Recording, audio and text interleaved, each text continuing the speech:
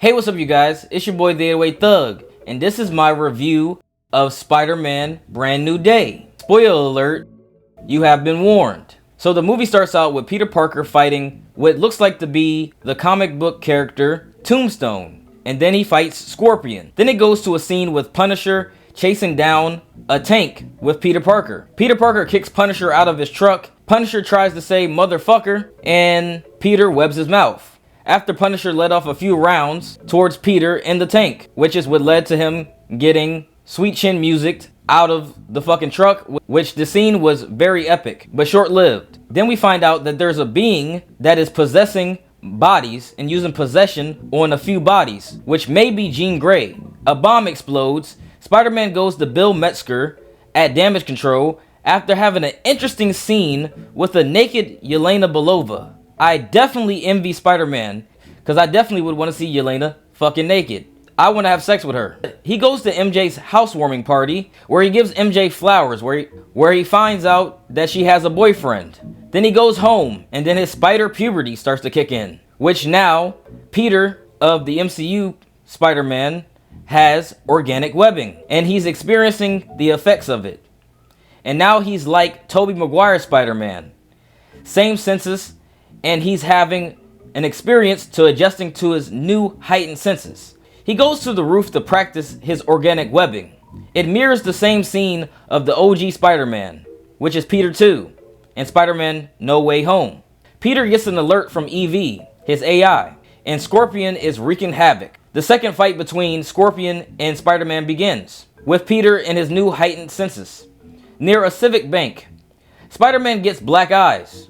Similar to like the black suit Spider-Man in Spider-Man 3, he has black eyes, which I found very interesting, because the black-eyed Peter Parker, similar to black suit Peter Parker from Spider-Man 3, and that shit is lit. Scorpion / Jean Grey, I'm going to assume, who's the one taking possession of the bodies, starts putting belt to ass on my nigga Peter Parker. Not gonna lie, Spider-Man retaliates, and I'm not gonna lie, he OD'd on that. He can't control his strength. The cop woman that has been assisting Spider-Man throughout the film, she doesn't know what's going on with Peter. Then it goes to a scene with Bruce Banner as a teacher. He's a professor at a college, and he gets asked by one of the students a question about Thanos. As a person dressed like Hulk says Hulk smash, Peter begins to talk to Banner, and Peter's trying to figure out how Banner's Hulk suppression device works. They bring up an interesting idea to work on a universal inhibitor that could control all powers, which the idea of that alone to me is freaking crazy. So Spider-Man goes to create said inhibitor himself at home with his Del Mar deli shirt on. So many Easter eggs in this film. That shit is fucking epic. I busted a nut watching this film. That shit made me come everywhere. Anyway, Spider-Man still having trouble adjusting, blew himself up with a web grenade. And Jean Grey, I'm going to assume, starts to talk to him. And she knows he can't be possessed at this point in the film. We get our first look at Jean Grey as she is in his apartment. And he used Evie to analyze the apartment, and he sees Jean and she's toying with him after she finds out his identity and that he erased his memory from everyone. This caused hella tension. This movie is fucking awesome. The web swinging in this film is spectacular. No pun intended. Spider-Man crashes into a wedding. Sadie Sink Jean continues to toy with him by possession of other humans around. He hangs a possessed human out of the range of her. He figures out her range is between 34 and 34 feet. He goes to see MJ to keep her safe from Jean. They are so adorable swinging together on screen. He swung her around the city, and it almost brings me to tears. MJ figured out that Spider-Man knew her. He tries not to tell her. Very emotional scene. She kisses him, and this reminded me of Tobey Spider-Man, but different. She remembers Peter. Love cannot be stopped by magic. But then it's revealed it's actually Sadie Sink Jean Grey. Jean scanned her brain. Her powers are next level. Black Eyes Spider-Man is just like Black Suit Peter. She tries to kill MJ, and Spider-Man attempts to save her, but hurts her in the process. Sadie's sadistic Jean Grey claims he can't protect her because she can possess anyone and everyone, anytime, anywhere she feels. Acting in the cinematography in this film was on fleek. Then Peter takes MJ to Frank's hideout, which is booby-trapped, and MJ meets the Punisher. I like the chemistry between the characters. Punisher tries to kill them because, he's the fucking Punisher. Staten Island, Frank, and Spider-Man, there's some type of history there because there's constant bringing up of a Staten Island event that happened where Frank was saved by Spider-Man. So they have history, which is not fully explained in the film. MJ is brought to Punisher to keep her safe. Frank makes chili. Frank really can't cook. But Frank is Frank. MJ likes Punisher even though he's an asshole. Predictable. And Peter finds out that it is in fact Jean Grey. The dynamic between MJ, Punisher, and Spider-Man is fucking awesome to see. And they're very hilarious together on screen, which made me happy. Spider-Man has a cute conversation with MJ about her boyfriend, and that nigga's trying to rizz her up. You ain't slick, nigga. He's trying to keep his secret identity. MJ and Peter are working on tech together in Frank's hideout to help catch Jean Grey. And the inhibitor finally worked. Now it is working, and his spider puberty is under control. Then it goes to a scene where Frank offers Peter coffee, and he created said inhibitor, which is universal, that can control all powered beings to suppress Jean Grey's powers. And Punisher said, shit, can I just shoot her? Because he's the fucking Punisher. Frank and Spider-Man then have a deep conversation. John Bernthal and Tom Holland's chemistry is off the fucking charts in this film. Leads to a full Jean Grey face reveal, as she finds the VMAX mentioned all throughout the film. And she tells Bill in this specific scene, I'm Jean Grey. Which would have been freaking nice if she said, I'm Jean fucking Grey, because that shit was fucking lit. And I was skeptical of Sadie Sink's portrayal of the character, but her acting is really good. The hand also works for the damage control in this film. Jean Grey then takes control of the Hulk, and then Hulk versus Spider-Man starts. Hulk, no pun intended, starts smashing Peter Parker, Spider-Man, as Frank comes in to assist. Hulk versus Punisher versus Spider-Man, fuck yeah. Punisher blows up the Hulk. He's holding his own, surprisingly. Spider-Man and Punisher is so freaking badass, and Peter Parker's dynamic with him throughout the film is fucking lit.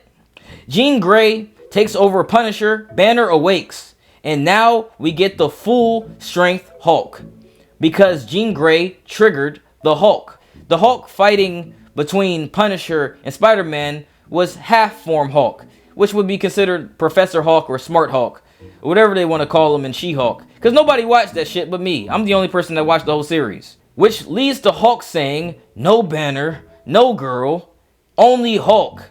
Hell yeah. The real Incredible Hulk versus Spider-Man ensues. Thunderclap, then Spider-Man gets knocked away. Hulk ain't letting up either. Then goes damage control trying to intervene. Hulk tackles Peter out the building. Peter puts in the enhanced shocker glove and tries to attach the universal inhibitor to Hulk, but it won't stick to Hulk's thick ass skin. Yelena was in the earlier scene, and I think she's thick as well, in her own way, unrelated. And Hulk tanks the hit from the glove, and Hulk crushes it. Hulk gets calmed down because he recognizes Peter's voice. End of the showdown. Bill Metzger, head of damage control, gets attacked by Jean, and Spider-Man gets her to control her powers with the inhibitor. Banner gets put in the ambulance. Bill and Spider-Man have a conversation, and then Jean is put back into captivity after an intense battle. Spider-Man then goes to return to MJ, and she found the letter, and now knows that Peter Parker was hiding something from her, that he was Spider-Man, and that their memories were wiped. She remembers the donut shop and the party, and she's kind of pissed, which is understandable. In a very emotional scene, he tells her feelings, and he didn't want to lose her like he lost Aunt May. She reveals that she doesn't love him because of the spell, which crushed me a little bit. Damn, I almost started yelling at the screen. Why are they doing my boy Spider-Man like this? He takes her home, very sad, swinging with her. I'm like, damn, first Paul, now this, hell no, I'm sick of this. Spider-Man never can get a break. Banner on the news, and Ned has his Spider-Man tracker. And Ned meets Spider-Man for the first time. Well, technically third, fifth, sixth time, because they were friends. MJ really wanted Ned to meet Spider-Man. Ned asks him a weird-ass question, which is normal for Ned. There's an interesting conversation between Ned, MJ, and Spider-Man. Their bond cannot be broken. MJ draws them, which is so sweet, to see the gang all back together.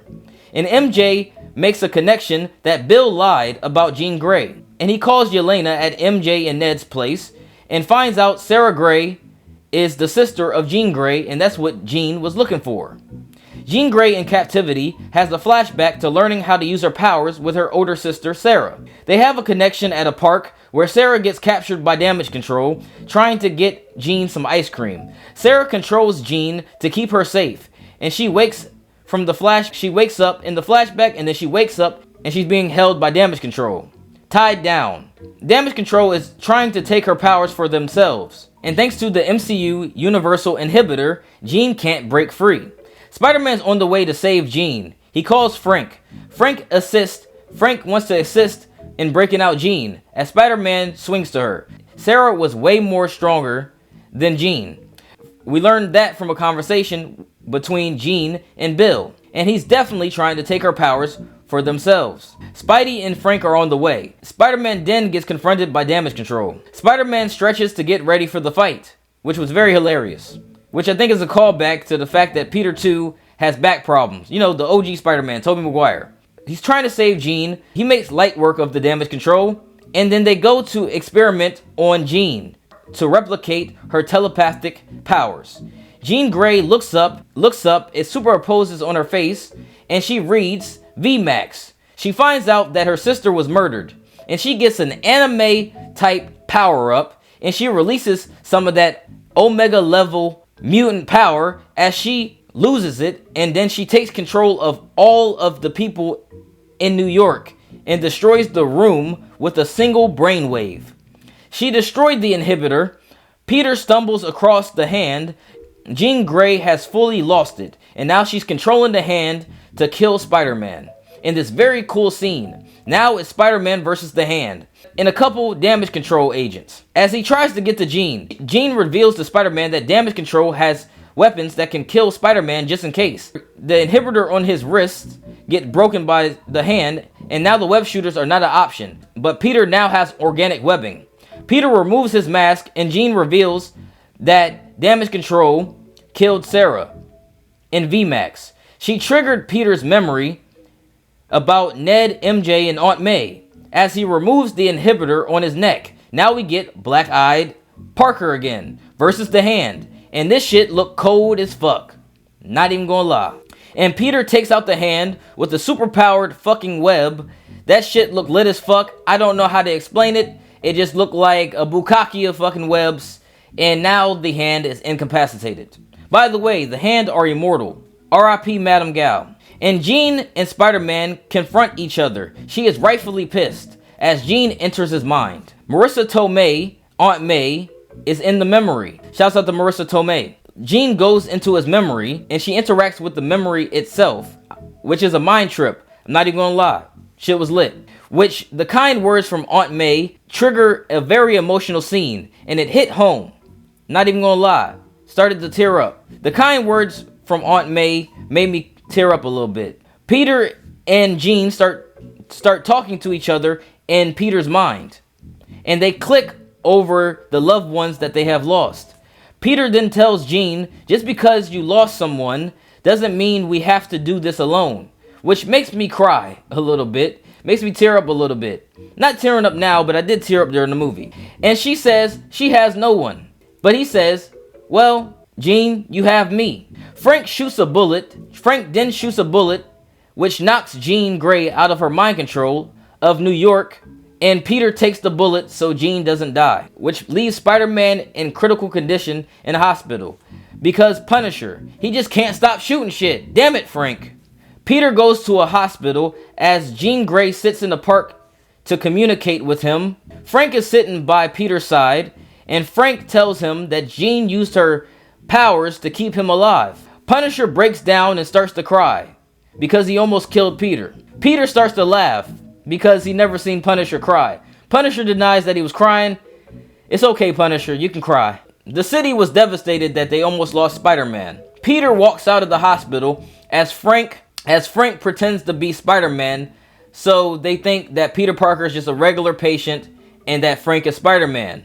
He does his normal Frank Castle grunt like he always does as he's pretending to be Spider-Man. New York loves Peter Parker Spider-Man as he goes into the crowd and he sees everybody cheering him on. Peter Parker goes on the roof.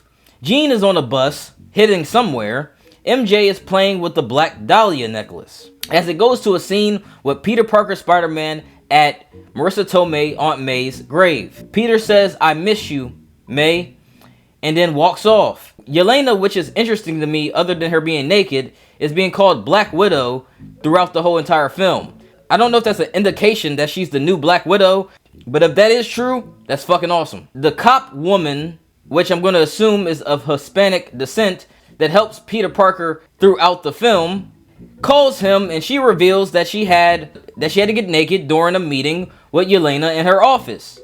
Lucky bitch. It should have been me, damn it. I wanted to see Yelena naked. We only got to see the top half. Well, at least we got to see fucking Catherine Hahn's ass and fucking Agatha all along. So I see this as the absolute win. It should have been me. As Peter walks into a shop to see Ned, and he introduces himself to Ned again. Then they do the secret handshake, and it ends with Ned realizing that Peter is Spider-Man. As he says, "Peter," with a question mark, and then the film ends. Now that the breakdown's out the way, let me give you my final thoughts.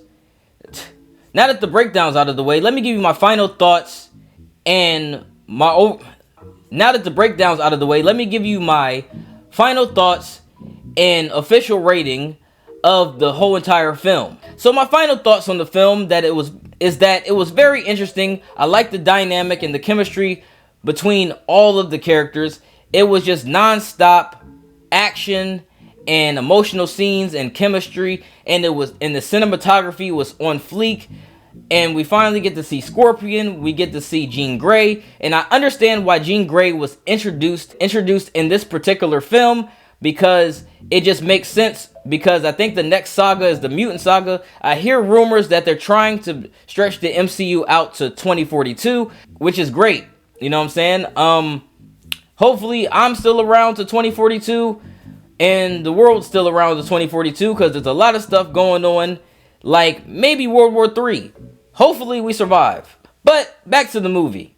That was a great film. I loved it all the way through, from start to finish. It was just great. Naked Yelena, Frank being an asshole, MJ being MJ, and Spider-Man being Spider-Man.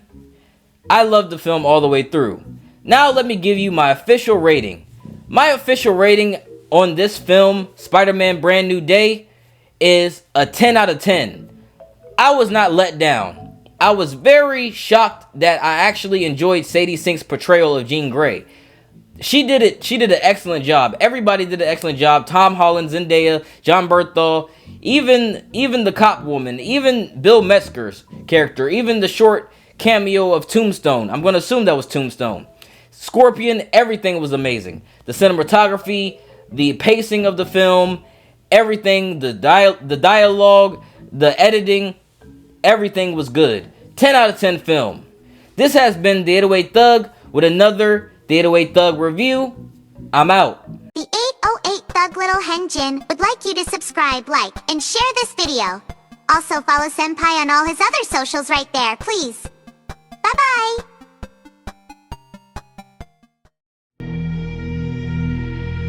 The 808 Thug Production.